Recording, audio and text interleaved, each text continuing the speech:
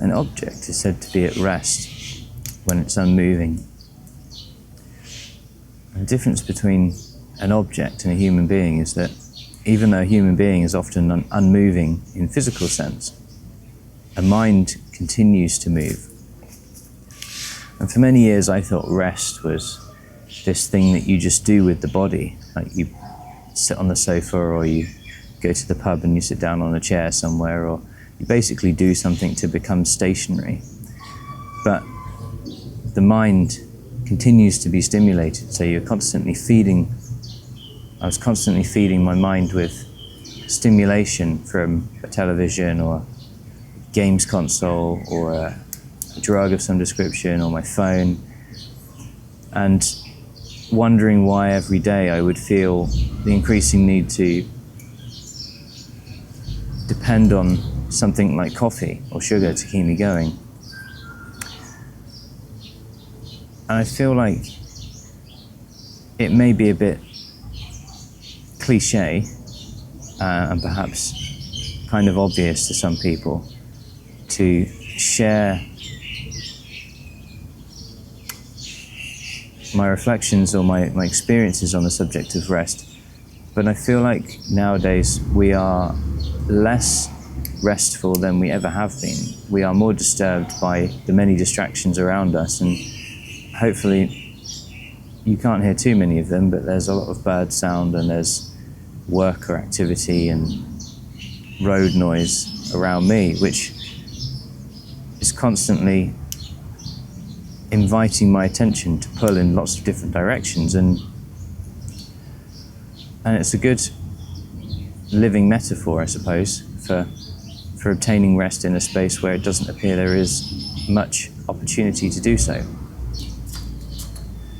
But I think of rest as something else, or I've come to think of it as something else. In one sense, if we look at the body on its own, the body is resting when it's not moving.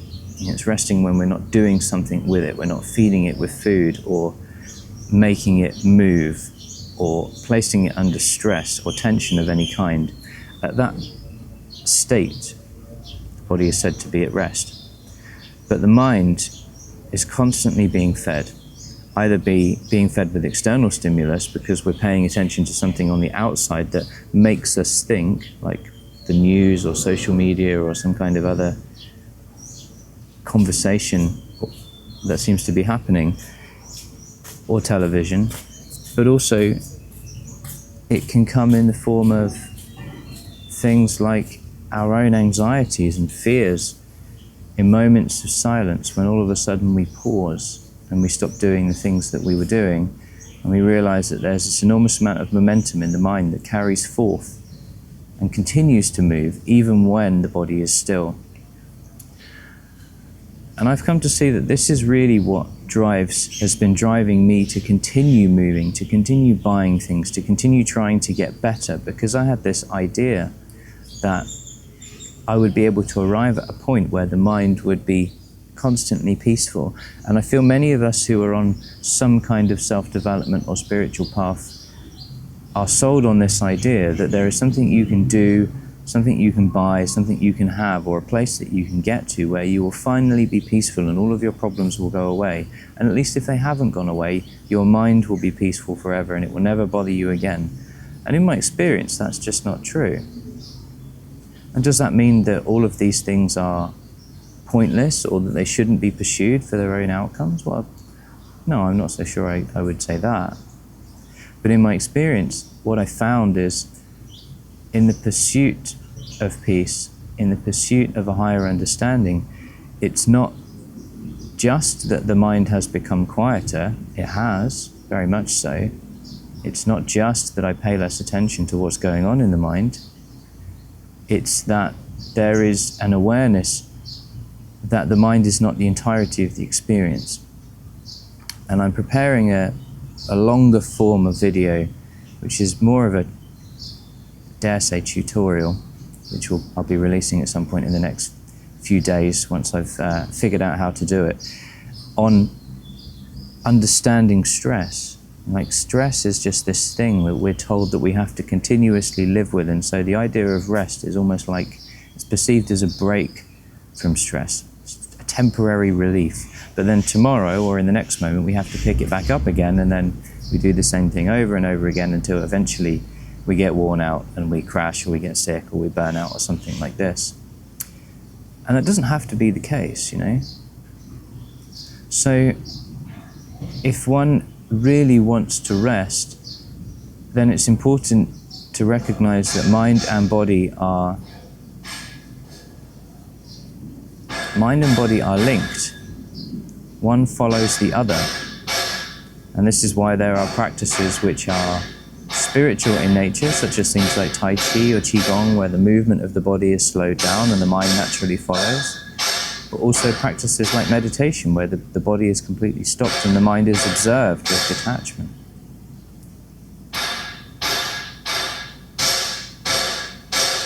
And even in the presence of stimulus, there is an opportunity to not pay attention. And this is really what rest is. Rest is allowing awareness, cultivating a space for awareness, to not be habitually pulled by the whims of the mind, by the stories that come up that say, I should have done that, or I should have done this, or I didn't do that, or why did I say that thing to that person, or what happens if I say this to them tomorrow and they do this thing to me, how will I respond? Like, there's this constant narrative that's trying to avoid any possibility of hardship, but inevitably creates hardship because we then become focused on it. And the more you focus on something, the more you start to look for it, the more you start to perceive it in places it probably doesn't exist. And then you start to anticipate it, and the body starts to prepare itself for battle, essentially. And like, stress is an important subject to me, and it's been a primary motivator for most of my life, because it's something I felt so acutely. And whether or not I consider myself to be a sensitive person, I'm not sure. I mean, I don't know if I'd give myself the label, but certainly I feel the effects of stress in the body very acutely. And I'm sure many of you do, especially if you're less inclined to take the kind of rest I'm speaking of. So to get the kind of rest I'm speaking of, you have to create moments in your day, preferably regular moments at particular times, so you know that they're coming, where you can do nothing.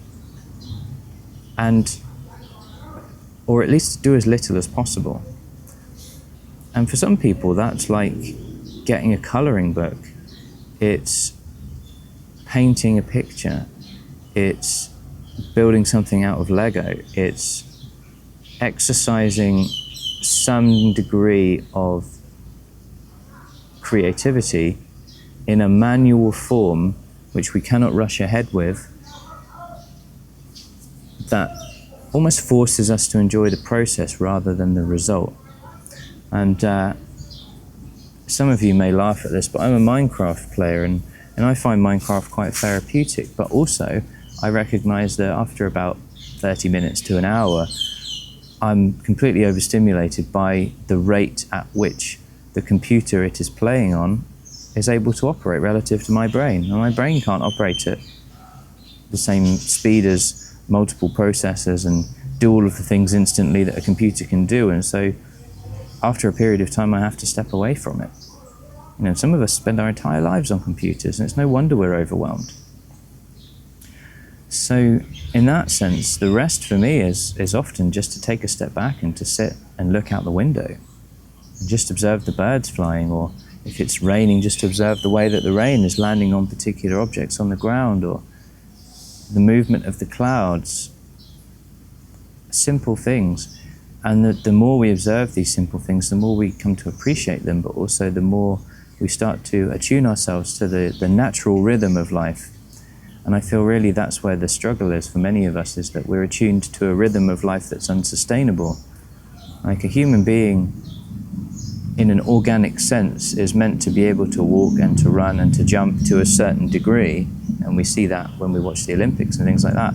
But there are human beings now, many of us, like it's easier for most of us to jump in a car and drive 100 miles an hour, or jump on a motorbike and do the same thing, or fly in an aeroplane. And so, like, if we do those things constantly, it creates an enormous amount of stimulation in us also.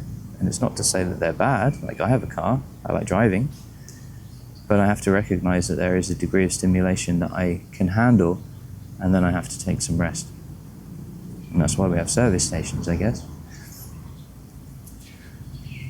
But my form of rest increasingly over the years has become more attuned with the pace of the natural world. And that's a very difficult pace to maintain when you're working in corporate jobs, as I have been for many years, especially in technology roles, which I have been for many years, or engineering. And everything is very urgent and needs to be instantaneous and delivered yesterday.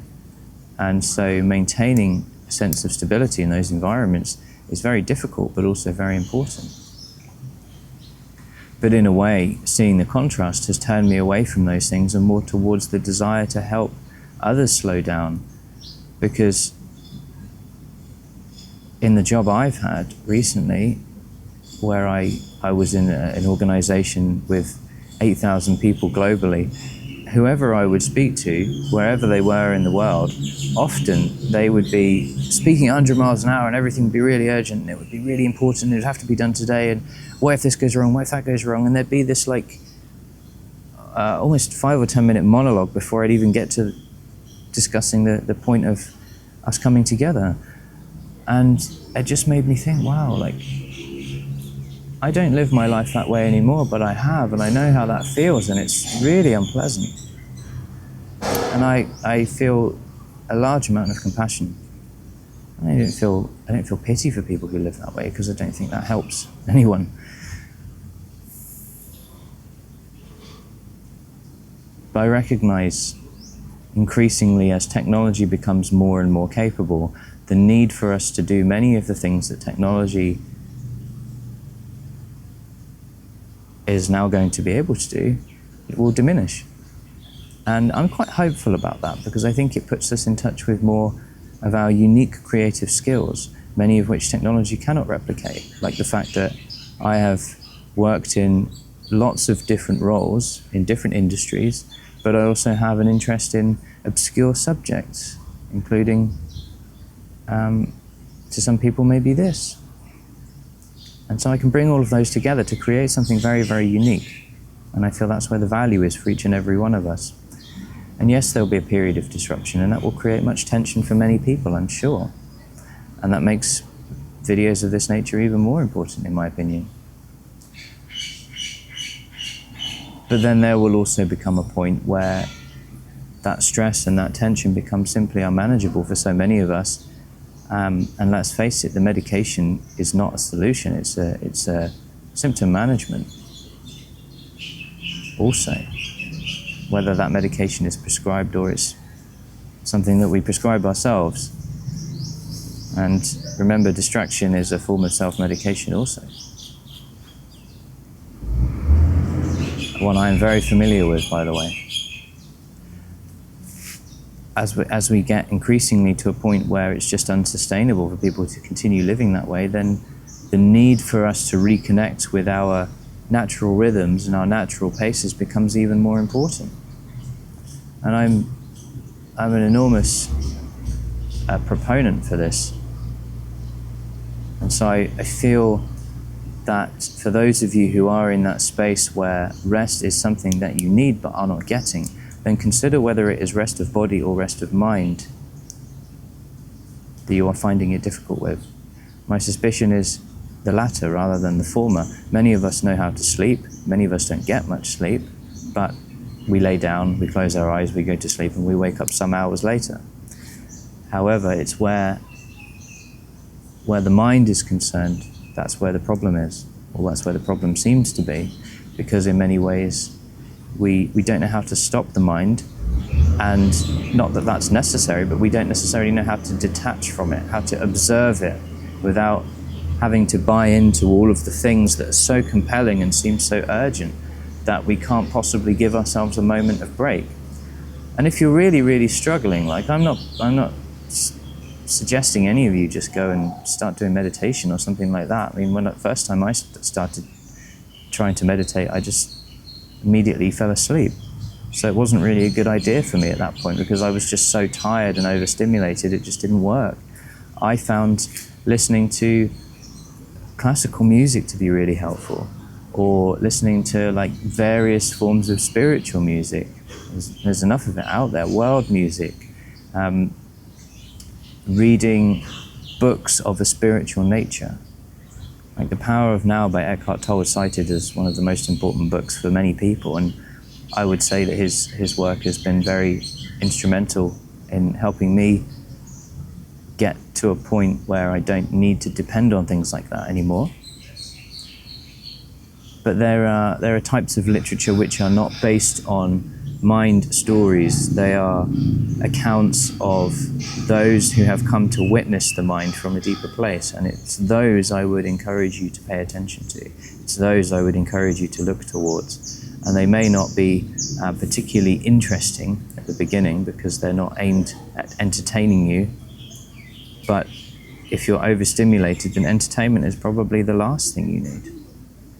So there's some practical stuff in there, but there's also just a deeper sense of what it really means to be at rest, what it really means to seek rest, and how it feels to not have that. And I'm sure I don't need to speak at length about that because many of us are very familiar with how it feels to be overwhelmed.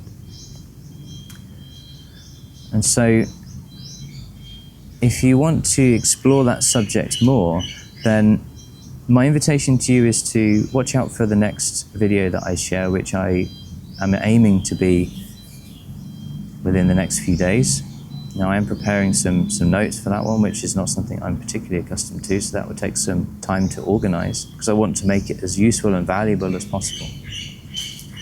If you want some more direct support with that, then some information relating to my details is always in the comments, in the thing underneath the video, the description, that's the one. And as always, if you like the things that I'm saying, if you resonate at some level, if you find it helpful or you think it would be helpful for somebody else, then please let me know in the comments. Please do the like thing, subscribe if that makes sense. I trust that you're capable and coherent enough to make your own decisions, so I'm not here to try and sell you on that kind of thing, but in my experience it really helps when people interact with the sharing I'm providing here, because it lets the YouTube system know that there is some value there, and then YouTube starts to share it with other people. And I feel like the more people who have access to something slightly more objective than a quick 5-minute burst of dopamine it will really go a long way in the world that's unfolding in front of us. So I invite you, as this video comes to a close, just to take a minute and notice a silence. Notice the natural sounds. Notice the feeling of your breath.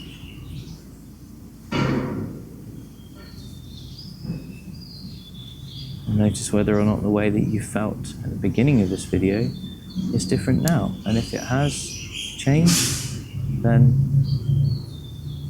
I have succeeded to some degree.